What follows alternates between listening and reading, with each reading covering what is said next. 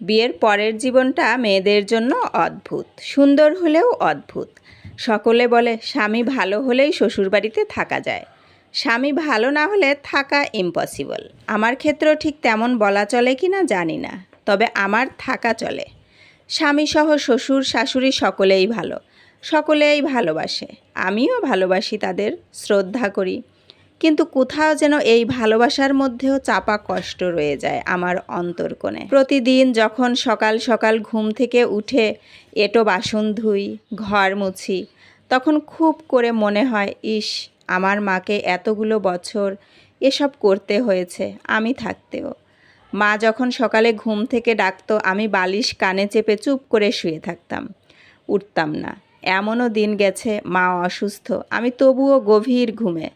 মা বকাঝকা করেও কাজ করে নিত। কিন্তু আজ যখন নিজের ইচ্ছায় এসব করি, তখন বুক কেঁপে ওঠে, কষ্ট হয় মনে। তখন যদি মায়ের কষ্ট বুঝতাম, একটু সাহায্য করতাম, তাহলে মায়ের কষ্ট কমতো।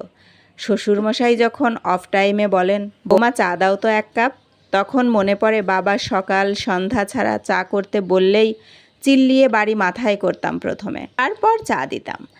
কিন্তু আজ নিঃশব্দে করে দেই, রাগও তেমন আর আসে না।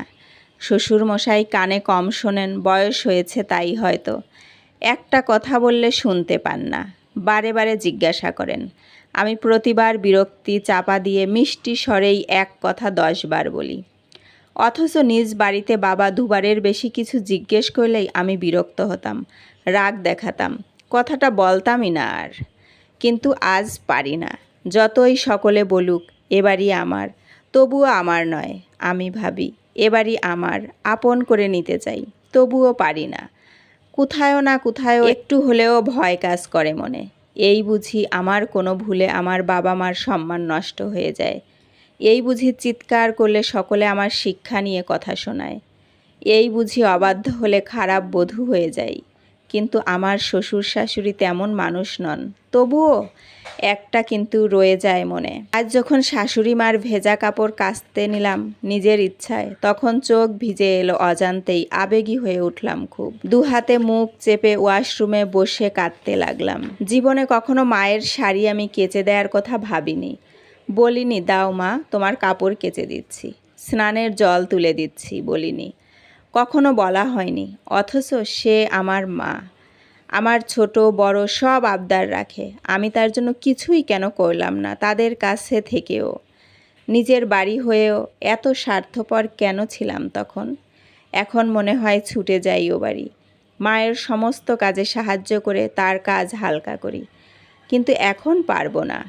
বুঝতে পারলেও এখন অনেক দেরি হয়ে গেছে, সময় চলে গেছে, আর ফিরে আসবে না। আমি বড্ড বোকা ছিলাম তখন, বড্ড বোকা। শাশুড়ি মায়ের ভালোবাসা পাঠিয়েছে আজকে আমাদের জন্য খাবার, মানে রান্না করেছে আর কি। তো আমি এখানে সালাদ কেটে নিয়েছি, আর এটা হচ্ছে খিচুড়ি, এটা তার ছেলের জন্য। ডালটা আস্তে আস্তে একটু শক্ত শক্ত, আর এটা হচ্ছে আমার জন্য। ডালটা গলে যাওয়া, ডাল শক্ত আমি খেতে পারি না, এই জন্য। আর এখানে গরুর মাংস রান্না করে পাঠিয়েছে।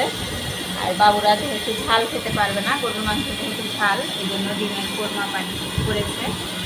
তাই তো আমরা এগুলো আজকে খাবো। আজকে আর রান্না করতে হয়নি আমাদের, শাশুড়ি মা রান্না করেছে, তো আমরা এগুলা খাবো।